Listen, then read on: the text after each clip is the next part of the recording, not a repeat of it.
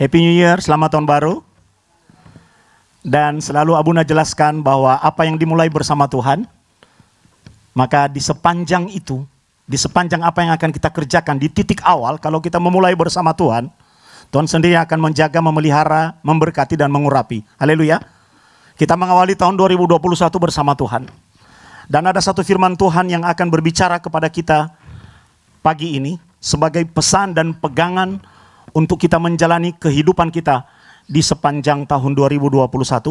Saya mengajak kita membuka di dalam kitab 1 Samuel. Buka kitab saudara dalam kitab 1 Samuel pasal yang ke-7. Kita mulai baca dari ayat yang kedua sampai ayat yang ke-12. Supaya kita memiliki background dari peristiwa yang akan kita diskusikan hari ini. 1 Samuel pasal 7 ayat 2.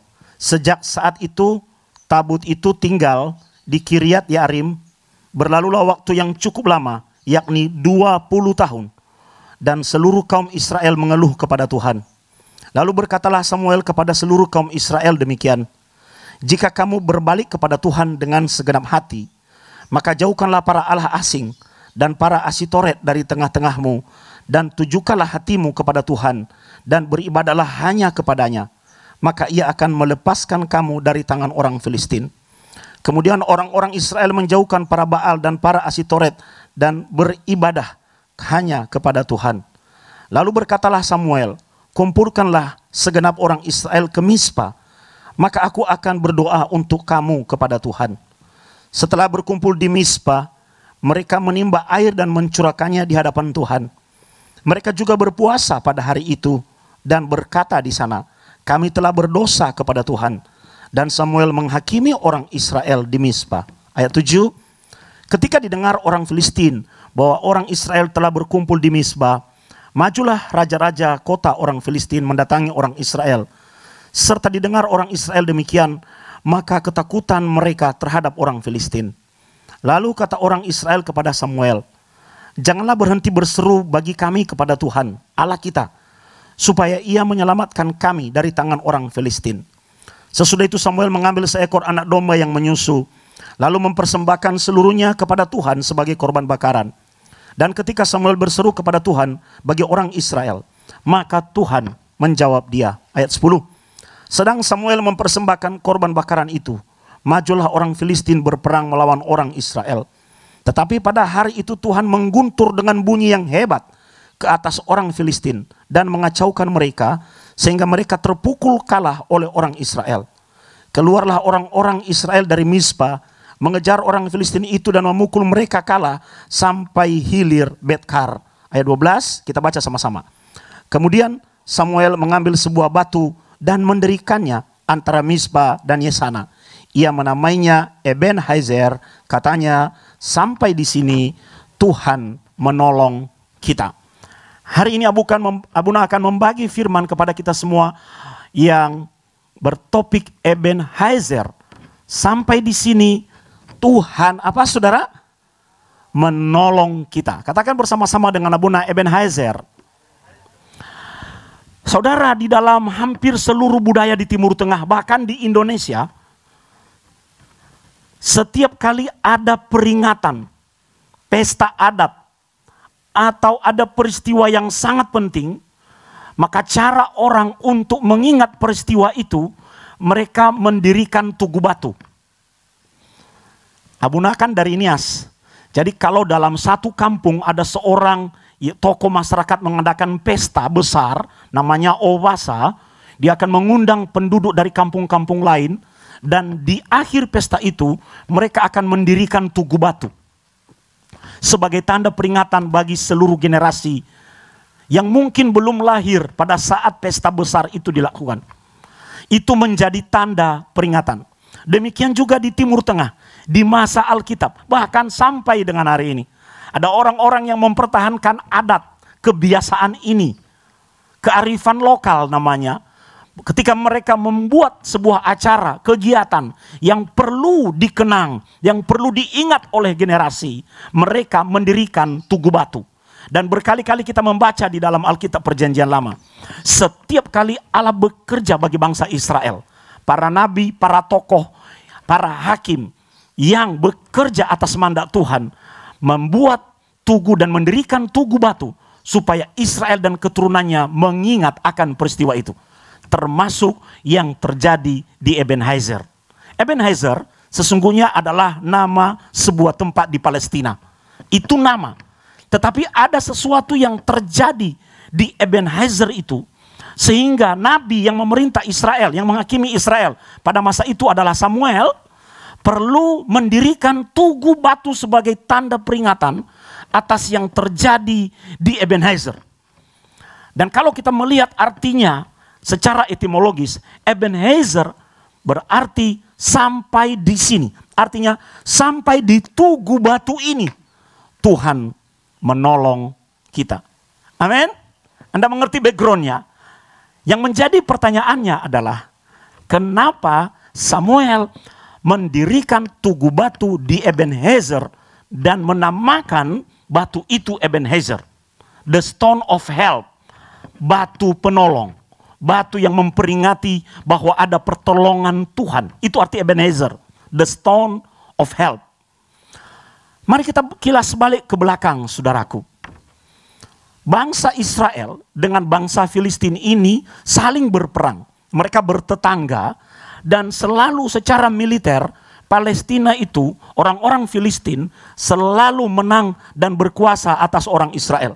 Setiap kali orang-orang Israel misalnya memiliki persediaan gandum, mereka menyerang Israel untuk mengambil gandum itu. Jadi sepanjang hubungan kedua bangsa ini tidak pernah harmonis. Dan orang-orang Filistin itu selalu kuat dan selalu menang. Sehingga menimbulkan semacam trauma, fobia dan ketakutan di kalangan orang-orang Israel. Aduh, Filistin lagi.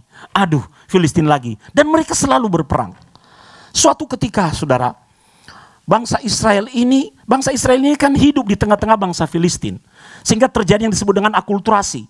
Kebiasaan, adat, dan kebudayaan orang Filistin tanpa disadari itu masuk dan menjadi bagian dari nilai-nilai orang Israel. Sehingga mereka tidak sadar bahwa iman mereka kepada Elohim menjadi bergeser. Mereka ikut menyembah dewa-dewa orang Filistin. Akhirnya Elohim marah. Dia membangkitkan musuh Israel ini untuk mengganggu Israel. Dia membangkitkan orang-orang Filistin, membangkitkan musuh untuk menghukum orang-orang Israel yang menduakan Tuhan di dalam hidup mereka. Lalu terjadi sebuah peperangan, saudara. Peperangan itu begitu hebatnya sehingga menewaskan 4.000 orang Israel. Menewaskan 4.000 orang Israel. Dan ketika terjadi peperangan antara Israel dengan bangsa Filistin di tempat itu yang menewaskan 4.000 orang, mereka tahu bahwa itu adalah tempat yang sangat penting. Anda tahu di mana terjadi peperangan yang luar biasa antara Israel dengan Filistin? Di tempat yang bernama Ebenezer. Di situ bangsa Israel mengalami kekalahan. Lalu karena mereka kalah, mereka ingat bahwa ada satu kekuatan supernatural yang selalu membuat mereka menang. Mereka lupa. Mereka ingat tiba-tiba ada ide gila muncul dari salah seorang prajurit atau siapa. Dia berkata, kita ini sudah kalah di Ebenezer.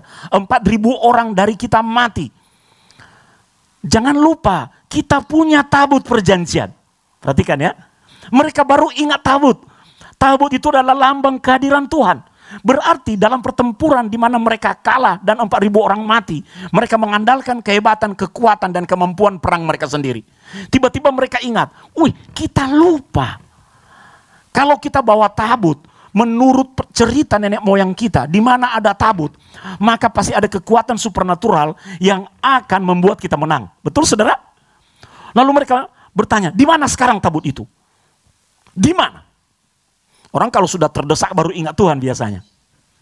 Orang kalau sudah terjepit baru ingat Tuhan. Orang kalau sudah habis-habisan kekuatannya, segala dayanya. Orang kalau sudah mengalami kekalahan baru ingat. Oh iya ya, saya ini sebenarnya punya Tuhan. Di mana Tuhan? Mereka bilang, di mana tabut itu? Di mana? Di mana? Mereka mengambil tabut itu dari Silo.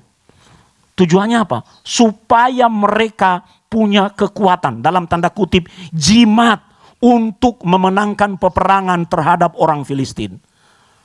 Mereka mengambil tabut itu karena percaya bahwa di tabut itu ada kuasa supernatural Elohim yang akan membuat mereka menang. Lalu tanpa izin dan prosedur, mereka mengambil tabut itu di Silo. Imamnya waktu itu yang mengizinkan, saudara, Imam Eli. 2 anaknya bahkan ikut berperang. Mereka mengambil tabut itu dari Silo, mereka membawanya ke medan perang. Wah, Filistin sempat kaget. Waduh, seluruh Israel bersorak-sorai.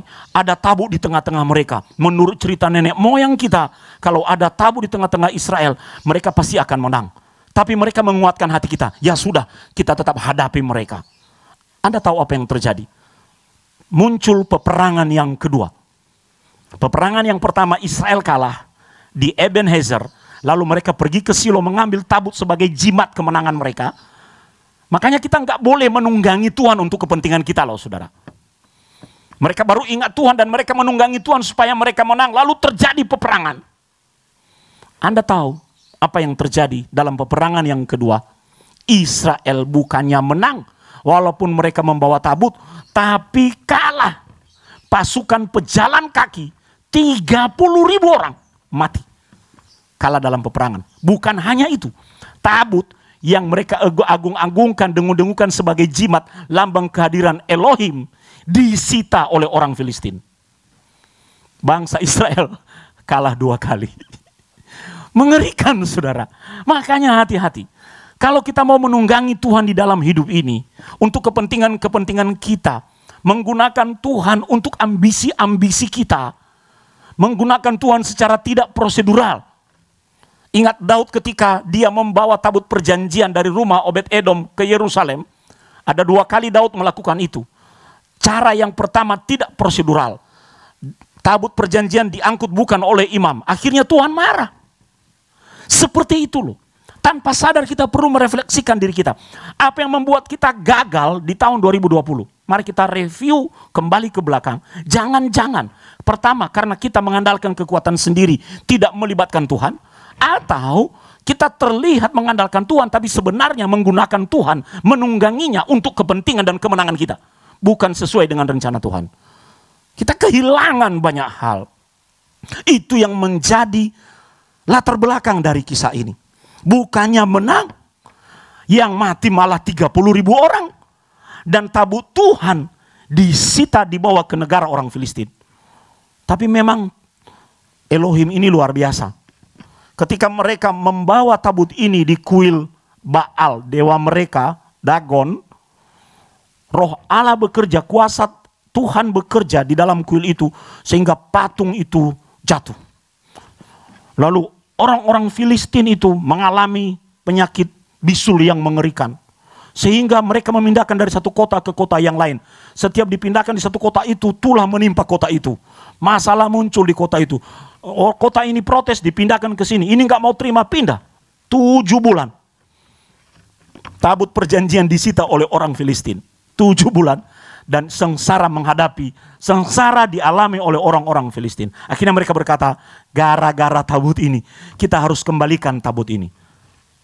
Kalau Anda pernah membaca cerita bahwa tabut itu dikembalikan menggunakan pedati yang ditarik oleh seekor sapi yang baru menyusui. Itu sampai di padang, di tempat di mana orang-orang sedang menuai di sebuah ladang di Bet-Semes. Mereka melihat ada pedati dan di atasnya ada tabut perjanjian. Mereka berkata, tabut perjanjian dikembalikan oleh orang Filistin. Apa yang mereka lakukan dengan tabut itu? Mereka takut. Mereka takut karena mereka mendengar cerita kekalahan mereka. Dan mereka juga mendengar cerita penghukuman Elohim kepada orang Filistin. Mereka takut, akhirnya mereka mengangkut tabut itu di atas sebuah bukit. Nama bukit itu adalah Kiryat Yearim. Masih ada sampai dengan hari ini. Bekas rumahnya menjadi sebuah gereja. Tempat meletakkan tabut itu, sisanya, tanahnya sengaja tidak ditutup dengan semen, supaya orang tahu disitulah tabut perjanjian. Anda tahu di bagian mana dalam rumah? Itu nama rumahnya adalah rumah Abinadab. Ditaruh di mana? Di dalam rumah Abinadab. Ditaruh di bagian belakang. Contoh ya, gereja kita ini pintu masuk ditaruh di belakang, di gudang. Seorang anak Abinadab namanya Eleazar ditugaskan untuk merawat dan membersihkan. Tapi ditaruh di belakang. Karena mereka takut. Berapa lama tabut itu berada di rumah Abinadab? Bangsa Israel tidak pernah bertobat dan beralih kepada Tuhan. Mereka semakin bergiat di dalam penyembahan berhala. Berapa lama? Sejak dikembalikan di Bet Shemesh, ditaruh di Kiryat Yearim, 20 tahun. Ditaruh di belakang rumah. Tidak di tempat di mana seharusnya dia berada. Setelah 20 tahun, Filistin terus datang kepada mereka. Melakukan peperangan kepada bangsa Israel. Di titik itulah, setelah 20 tahun kemudian, ada seorang pemimpin spiritual yang baru yang menggantikan Eli. Siapa dia? Samuel. Dia berkata kepada bangsa Israel, seperti background yang kita baca barusan. Jadi peristiwa di mana Samuel mendirikan Tugu Batu, itu 20 tahun sejak tabut Tuhan berada di rumah Abinadab. Dan bangsa Israel terus menerus menderita kekalahan dari orang-orang Filistin. Tapi Elohim tidak tinggal diam. Dia mengutus nabi yang baru. Menggantikan Imam Eli, yaitu Samuel. Untuk menolong. Tuhan tahu bahwa bangsa Israel adalah umat kesayangannya. Umat kepunyaannya yang harus dipulihkan. Maka Samuel datang dan berkata kepada mereka di dalam pasal 7 ayat yang ketiga. Apa katanya kepada mereka? Jika kamu berbalik kepada Tuhan dengan segenap hati, maka jauhkanlah para allah asing dan para Asitoret dari tengah-tengahmu dan tunjukkan hatimu kepada Tuhan. Tujukan hatimu kepada Tuhan dan beribadahlah hanya kepadanya, maka ia akan melepaskan kamu dari tangan orang Filistin. Anda tahu ini saudara, kalau kita mau mengalami Ebenezer, sampai di sini Tuhan menolong kita, maka seperti pengalaman orang Israel menghadapi orang Filistin. Di zaman Eli kalah, Tuhan kirim nabi yang baru, Tuhan kirim Samuel, menyampaikan suara kenabian, dan menyampaikan seruan untuk bertobat. Poin yang pertama, agar kuasa Ebenezer kita alami hari ini dalam kehidupan kita, mari kita belajar dari seruan Samuel kepada orang Israel. Tujukan hatimu kepada Tuhan. Haleluya. Tujukan hatimu kepada Tuhan. Tuju, itu artinya tujuan. Titik tujuan. Arah kita. Apa? Tuhan. Kalau mau melihat pertolongan Allah nyata di dalam hidupmu, di sepanjang tahun 2021, mari memperhatikan suara kenabian ini dan memiliki hati yang tertuju pada Tuhan. Amin. Kenapa hati kita tidak tertuju kepada Tuhan? Karena kita memiliki banyak tujuan di sini. Bahkan kita menduakan Tuhan. Kita akan gagal untuk mendirikan Tugu Batu nanti di akhir tahun 2021. Anda tahu bahwa satu Tugu Batu sudah kita dirikan tahun 2020 ini. Amin. Sampai di sini, sekarang ini, siapa? Allah sudah menolong kita. Itu bicara tentang sekarang dan sebelumnya. Haleluya. Sekarang dan sebelumnya sudah menolong kita. Samuel berkata kepada orang-orang Israel, sampai di sini, ini kamu bisa bertahan melawan orang Filistin, karena Allah sudah menolongmu. Tapi ada esensi yang lebih penting, bahwa setelah batu ini didirikan, engkau harus terus berada di dalam pertolongan Tuhan dengan cara, pertama, dengarkan suara kenabian. Suara kenabian apa? Seruan untuk bertobat. Suara kenabian apa? Tujukan hatimu kepada Tuhan. Suara kenabian apa? Beribadah kepada Tuhan. Ini satu paket. Karena kadang-kadang dalam hidup ini ada banyak berhala. Hari-hari ini di masa COVID, berhala kita apa? Internet, media sosial. Itu penting. Tapi jangan sampai dia menggeser posisi Tuhan di dalam hidup kita. Haleluya saudara. Tujukan hatimu kepada Tuhan. Lihat nasihat Samuel kepada bangsa Israel. Jika kamu berbalik kepada Tuhan. Artinya mari kita di sepanjang tahun 2021 ini berbalik kepada Tuhan dan memprioritaskan Tuhan. Dengan apa? Segenap hati. Jangan seperempat hati. Jangan setengah hati. Jangan makan hati. Jangan kalau terpaksa hati. Nanti Tuhan dari sorga teriak, sakitnya tuh di sini nak. Dengan segenap hati. Maka jauhkanlah para Allah asing dan para asitoret di tengah-tengahmu. Apa artinya itu? Jangan lagi ada berhala-berhala dalam kehidupan rohani kita. Dalam sisi rohani, hadirnya pandemi ini adalah teguran buat kita loh. Mari kita lihat, karena kita orang Kristen dalam perspektif kekristenan. Ujian buat kita, teguran buat kita, goncangan buat kita. Apakah kita tetap melekat pada Tuhan? Mari kita mengingat bahwa sampai di sini, hari ini, Allah sudah menolong kita. Amin. Tapi apa yang membuat kita bisa berkata itu nanti di Desember atau Januari 2022 Allah menolong kita, ditentukan dari nasihat yang kita terima awal tahun ini. Bahwa mulai sekarang, mari kita memiliki hati yang tertuju kepada Tuhan. Mari kita menjauhkan berhala-berhala kita. Mari kita berbalik kepada Tuhan dengan segenap hati. Dan seperti yang dikatakan oleh Samuel, mari kita beribadah hanya kepadanya. Sampai 2021 ini, dan sepanjang tahun ini, Abuna merasa kita masih belum bisa ibadah offline di dalam gedung gereja. Belum. Mungkin keadaan akan lega nanti baru di tahun 2022. Apakah kita makin mendekat kepada Tuhan atau makin kering rohani? Beberapa waktu yang lalu, Abuna baru mendapat cerita dari Abuni. Sebenarnya ini sudah lama, tapi baru diceritakan kepada saya. Ada seorang jemaat berkata, kami tidak kemana-mana. Kami juga tidak mau beribadah secara online, YouTube. Kenapa? Karena kami tidak merasakan hadirat Tuhan. Lah piye?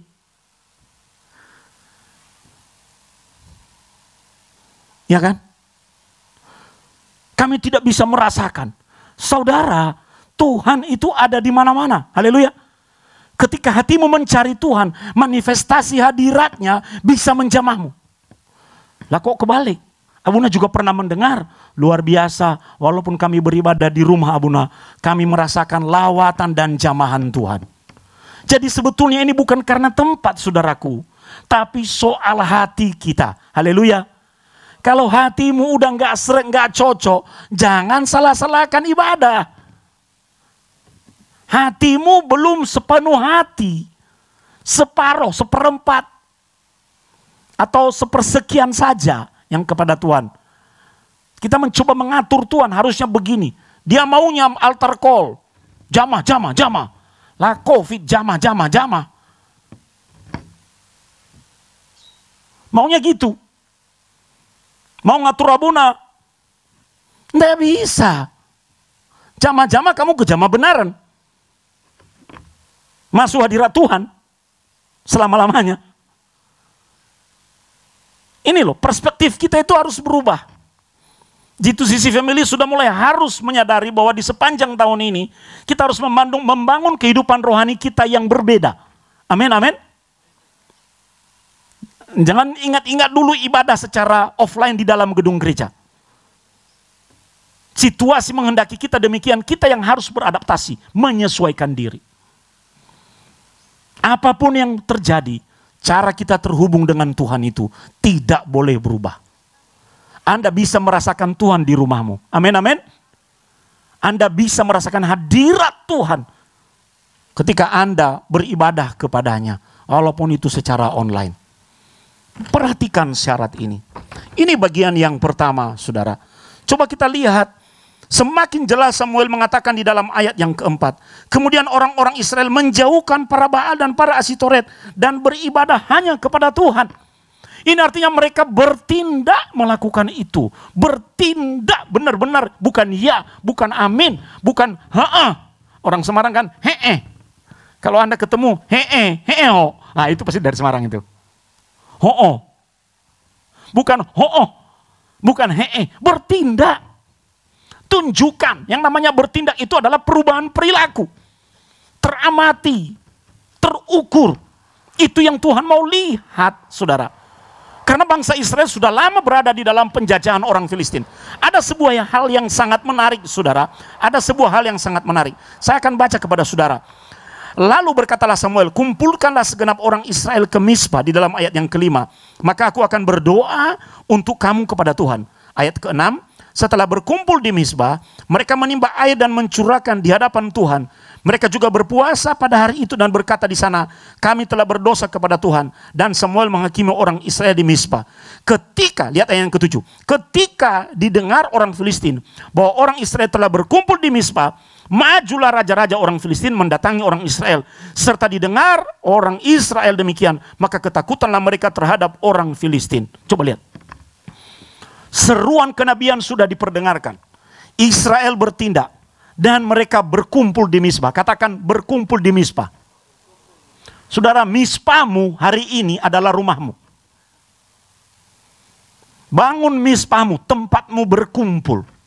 Setiap minggu gereja kita beribadah secara online. Di channel YouTube Abuna. Cari jam 5 sore. Anda beribadah dari rumahmu, itu Mispahmu. Tempat di mana Anda berkumpul. Karena bangsa Israel ngurus dirinya sendiri. Betapa pentingnya itu persatuan, saudara. Isu utama yang diangkat dalam narasi ini adalah pentingnya berkumpul. Yang namanya berkumpul datang dari mana-mana. Doa sendiri-sendiri itu penting, bagus. Tapi jauh lebih penting kalau berkumpul. Karena di dalam kesatuan, di situ Tuhan hadir. 2-3 orang sepakat di dalam nama Tuhan. Dia hadir dan melakukan sesuatu. Itu maknanya berkumpul. Katakan bersama dengan Abuna, berkumpul. Dan tempat terbaik untuk kita berkumpul, Mispah kita hari ini adalah rumah kita. Kita ciptakan dan create atmosfer di dalam rumah kita. Kalau kita melakukan itu di sepanjang tahun ini, kita akan melihat cara Tuhan yang dahsyat berlaku atas kita semua. Jangan berpikir iblis diam, saudara. Sementara orang Israel berkumpul di Misbah, apa yang dilakukan oleh musuh Israel Filistin? Mereka datang menyerang orang Israel. Mereka mengintimidasi orang Israel. Saya ulang baca dalam ayat yang ke-7. Ketika didengar orang Filistin bahwa orang Israel telah berkumpul di Misbah, majulah raja-raja orang Filistin mendatangi orang Israel. Serta didengar orang Israel demikian, maka ketakutanlah mereka terhadap orang Filistin. Banyak anak-anak Tuhan yang seperti ini. Aku sudah ke gereja, Abuna.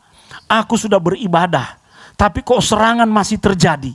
Kok masih ada ancaman? Kok masih ada musuh yang berada di sekelilingku? Saudara, itu untuk mengajaukan dan menggoncang, membuatmu takut. Sebenarnya itu adalah untuk mengujimu. Sungguh-sungguh enggak cari Tuhan. Haleluya. Justru makin banyak serangan, Anda makin berlindung kepada Tuhan. Berharap kepada Tuhan. Yang namanya ketakutan itu natur manusiawi.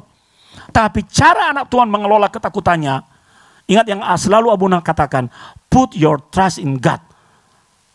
Letakkan iman percayamu kepada Tuhan. Biar dia yang mengambil alih. Memang kita takut. Coba lihat, hari ini kita berdoa, kita mendengar firman Tuhan. Tapi lingkungan kita membuat kita takut. Karena pandemi, kita takut kemana-mana. Itu tidak boleh menjadi alasan untuk kita meninggalkan Tuhan. Dan kita tidak boleh komplain. Mana Tuhan? Aku sudah berdoa, aku sudah ke gereja. Mana? Nyatanya ada Filistin. Apa Filistinmu hari-hari ini? Itu hanya bisa dihadapi ketika Anda berserah dan makin radikal kepada Tuhan.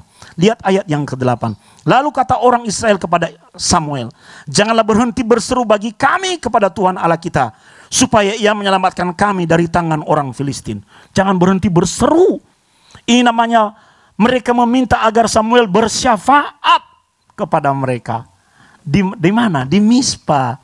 Sesudah itu Samuel mengambil seekor anak domba. Kalau Anda membaca, ini Samuel membawa bangsa Israel ini melakukan sebuah ritual keagamaan bagi orang Israel. Dan di dalam kata kunci yang ayat yang ke-10 dikatakan, sedang Samuel mempersembahkan korban bakaran itu, majulah orang Filistin berperang melawan orang Israel. Tetapi pada hari itu Tuhan mengguntur dengan bunyi yang hebat ke atas orang Filistin dan mengacaukan mereka. Sehingga apa? Sehingga apa, saudaraku? Mereka terpukul kalah oleh orang Israel. Pada akhirnya Tuhan membuat pembalikan keadaan. Musuh yang semula menguasai, mengintimidasi, menakuti hidupmu, dibuat kalah oleh kekuatanmu sendiri. Karena apa? Karena Anda melibatkan Tuhan. Haleluya. Hasil dari semua itu, kemenangan terjadi bagi Israel. Samuel mendirikan tugu batu. Dan dia berkata, Eben Hezer. Sampai di sini Tuhan sudah menolong kita. Ebeni Haezeri. Katakan bersama dengan Abuna, Ebeni Haezeri. Sampai di sini Allah sudah menolong kita. Apa yang menjadi renungan buat kita? Saudara, Ebeni Haezeri bicara mengenai pertolongan Tuhan yang sudah kita terima. Kita boleh memasuki tahun 2021. Hari ini kita dirikan satu tugu batu. Bukan secara harafiah. Bahwa kita melalui tahun 2020 karena pertolongan Tuhan yang sungguh nyata di dalam kehidupan kita. Amin. Masih bisa nafas, masih bisa sehat, masih bisa punya pekerjaan. Itu karena Tuhan sudah menolong. Poin yang kedua. Ebeni Haezeri, pemimpin mesti maju ke depan. Ebeni Haezeri bicara bukan hanya apa yang sudah Tuhan kerjakan, tapi itu menjadi pengingat, semacam prasasti. Setiap kali kita ingat batu itu, kita tahu. Setiap kali kita lihat batu itu, kita diingatkan bahwa ini terjadi karena siapa? Karena Tuhan, dan kita berseru kepada Tuhan. Itu gunanya, saudara. Itu gunanya. Setiap kali ingat batu kita ingat, oh ya ada Tuhan. Dan poin yang ketiga, Ebeni Haezeri berbicara mengenai pengharapan bahwa di tahun depan kita akan dirikan satu batu lagi. Haleluya. Sepanjang 2021 ada banyak pertolongan Tuhan. Sehingga nanti pada tahun 2021 akhir atau di awal tahun 2022 kita dirikan satu batu yang baru lagi dan berkata, Ebeni Haezeri. Ini semua adalah pengalaman rohani.